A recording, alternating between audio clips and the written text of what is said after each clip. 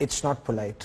जंग जीतने के लिए 3 चीजों की बहुत अहमियत होती है, गैरत, ईमान और अकल। लेकिन यकीन कीजिए पाकिस्तानी कौम यानी आप इन तीनों चीजों से खाली हैं।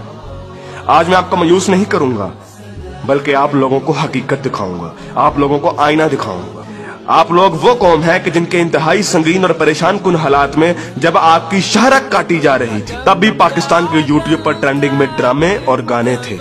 क्या गज़वा हिंद की पेशनगोई इस कौम के लिए की गई थी कि जिसकी 80% आबादी हराम खाती और कमाती है, जिनके पेट में हराम होता है, जिस कौम की 90% आबादी झूठ बोलती है, गाहक को चीज की खामियां और नुक्स बताए बगैर बेच देती है और इसको अक्लमंदी समझती है, जिस कौम की बेटियां टिकटॉक पर नाचती हैं और इस कौम के शाहीन उन्हें बड़ी खुशी से देखते हैं। और यही बेटियां और बेटे जब वालिदैन बनेंगे तो सिवाय नाचने वालों के और क्या पैदा करेंगे, और ये माएँ क्या तरबियत करेंगी। हकीकत तो ये है कि बेगैरत हिंदू और यहूदी नहीं, बेगैरत आप हैं। आप पाकिस्तानी बेगैरत हैं।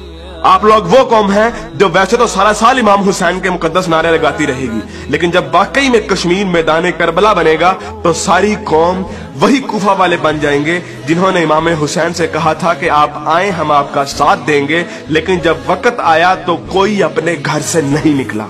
फिर ये लोग तालिबान की मिसालें देते हैं कि तालिबान के पास कुछ भी नहीं था, कोई असबाब नहीं थे, लेकिन अल्लाह ने उन्हें फिर भी फतह दी। मुझे हैरत है कि ये किस मुंह से तालिबान की बात करते हैं। तालिबान को अल्लाह ने फतह दी थी तो उनकी गैरत, उनके ईमान, उनके तवक्कल, उनकी जिद्दोजहद, उनकी कुर्बानियों, उनके अज़म, उनके इस्तक़लाल और उनकी जिहाद की बिना पर। ना तो उनकी बेटियां टिकटॉक पर नाचती थीं, ना उनके बेटे गेम ऑफ थ्रोन्स और गानों और फिल्मों के शदाई थे, ना वो हराम खाते थे और ना ही वो नमाज कज़ा करते थे। कश्मीरी तो बेवकूफ है कि उन्होंने इस कौम से सारी उम्मीदें लगाई हुई हैं, जिस कौम के नौजवान मुजाहिद भी हैं और मुफ्ती भी हैं, लेकिन सिर्फ फेसबुक, ट्विटर और इंस्टाग्राम के। बल्कि लोग नौजवानों को और इस यूथ को बहुत सराहते हैं, कहते हैं कि ये पाकिस्तान का एसेट है, लेकिन मैं ये कहता हूँ कि ये नौजवान लानत है। इस वक्त पाकिस्तान की तकरीबन तमाम यूनिवर्सिटीज फहाशी, फहश गोई, गलाजत, नशा, इश्क माशूकी का अड्डा बनी हुई है। इन नौजवानों ने इस्लाम को मजाक बना दिया है। इन्हीं नौजवानों ने मॉडर्निज्म के नाम पे फहाशी और बेहयाई को रिवाज दिया है। हर लड़की आजकल टाइट्स पहन के फिरती है। इस्लाम और तहजीब का कोई नामो निशान ना यूनिवर्सिटीज में है ना कॉलेजेस में। आज के लड़के गर्लफ्रेंड बनाने और लड़कियां बॉयफ्रेंड बनाने को फख्र समझती हैं। इन्हीं नौजवानों में चर्स और सिगरेट एक फैशन बन चुका है। हॉलीवुड के गाने और फिल्में और खुसूसी तौर पे नेटफ्लिक्स आज फैशन, मॉडर्न और पढ़े लिखे होने की अलामत है। और फितने सिर्फ शहरी इलाकों में ही नहीं, देहात में अक्सर मसाजिद खाली पड़ी रहती हैं। बमुश्किल किसी मस्जिद में एक सबसे ज्यादा नमाजी होते हैं। और झूठ, शरीकेबाजी, बदला और फसाद जितना देहात में होता है उतना तो शहरों में भी नहीं होता। अक्सर कॉलेजेस और यूनिवर्सिटीज के असातिज़ा फहश किस्म की जुगतें लगाते हैं और बच्चों को बजाय अखलाकियात की तालीम देने के खुद बद अखलाकी की मिसाल बने होते हैं। और ऐसा क्यों ना हो जब टीचर 45 मिनट पढ़ाने के पैसे ले लेता है लेकिन 20 मिनट पढ़ाता है और बाकी टाइम या तो मोबाइल पे गुजारता है या जुगतबाजी में या मजाक करने में। तो जब असातिज़ा तक के पेट में हराम की कमाई होगी तो वो क्या अखलाक सिखाएंगे। और सबसे बढ़कर हम जिन्स परस्ती और लौंडेबाजी पे बने हुए मजाक इस कदर आम हो चुके हैं, इस कदर आम हो चुके हैं कि सोशल मीडिया पर चलने वाले बिलावल भुट्टो और शेख रशीद की मीम्स इस कदर आम हो गई हैं कि जैसे ये कोई मसला ही नहीं, जैसे ये कोई खिलाफे इस्लाम, खिलाफे तहजीब कोई बात ही नहीं। ये फितना मजाक मजाक में इस कदर आम हो गया है कि अब तो कोई स्कूल, कोई कॉलेज, कोई यूनिवर्सिटी से मुस्तस्ना नहीं। जिस कौम के बच्चे 12-12, 13-13 साल की उम्र में स्कूलों से ही फहाशी और पोर्नोग्राफी के मरीज बन जाते हैं, तो क्या वो हवस के पुजारी नहीं बनेंगे? ऐसी जगह ज़ैनब जैसे केस सामने नहीं आएंगे तो और क्या होगा? मुझे हैरत होती है कि हर बंदा मीडिया को तनकीद का निशाना बनाता है, हर बंदा मीडिया को फहाशी का असल कसूरवार ठहराता है, लेकिन खुद को कोई जिम्मेदार नहीं ठहराता जो उस मीडिया को बड़े शौक और बाकायदगी से देखता है और उस मीडिया को अरबों रुपए का बिजनेस भी देता है।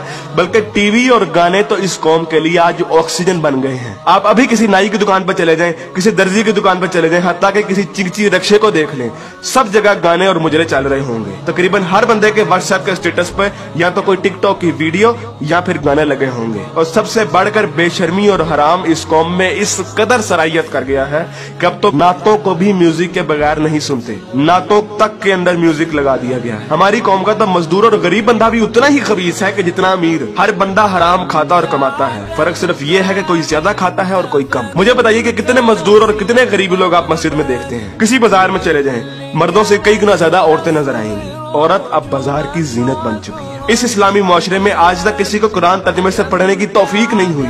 और अगर कोई पढ़ता है तो सिर्फ अपने मतलब के दलाइल ढूंढने के लिए।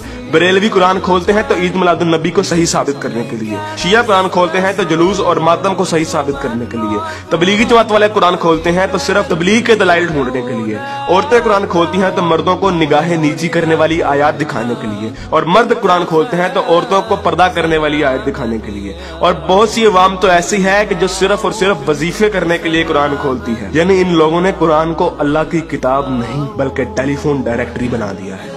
अपने मतलब का नंबर निकाला और डायरेक्टरी बंद। उलमा भी इन लोगों को कुछ नहीं कहते हैं। हर जुम्मे पे उलमा सिर्फ फजाइल की बातें करते हैं, कभी लोगों को ये नहीं कहते कि बेगैरती से कैसे बचा जा सकता है, बदगुमानी से कैसे बचा जा सकता है, झूठ से और फ्रॉड से कैसे बचा जा सकता है। उलमा भी लोगों को नहीं कहते कि कुरान तर्जुमे के साथ पढ़ो और सुनो कि तुम्हारा रब तुम्हें क्या कहता है। और यकीन कीजिए कि जब आप कुरान तर्जुमे के साथ पढ़ेंगे तो आपको अंदाजा होगा कि एक बार सुभान अल्लाह या 100 बार कलमा पढ़ने से जन्नत नहीं मिलनी। अमल करना पड़ता है, अमल।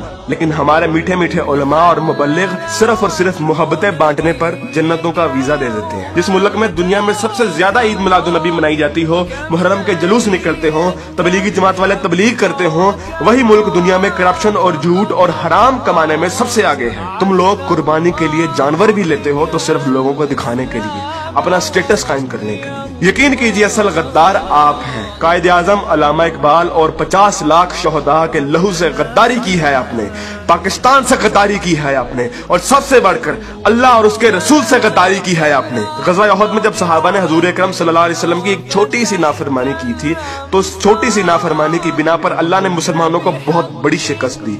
हालांकि वो सहाबा थे और अल्लाह के रसूल भी उनमें मौजूद थे। लेकिन आज आप लोग ये कहते हैं कि अगर जंग हुई तो आसमान से फरिश्ते उतरेंगे कतार अंदर कतार। तो पहले अपने अमाल और अपनी औकात देखिए और फिर बात कीजिए। ऐन मुमकिन है कि आप लोगों को इस तकरीर का कोई असर ना हो, क्योंकि जिस पेट में हराम, जबान पे झूठ, कानों में गाने और आंखों में हवस भरी हो, उन दिलों पर हक की बात असर नहीं करती। मैंने कभी इतनी बदतमीजी और सख्त अल्फाज से बात नहीं करनी थी, लेकिन यकीन कीजिए मैं बहुत मजबूर हूँ साफ साफ अल्फाज में अपनी कौम को उनकी हैसियत दिखाने के लिए कि असल में बदनामी के जिम्मेदार आप लोग खुद हैं, कि असल में जलालत आप लोगों ने खुद खरीदी है। ना तो आप कुरान के मोमिन हैं, ना इकबाल के शाहीन।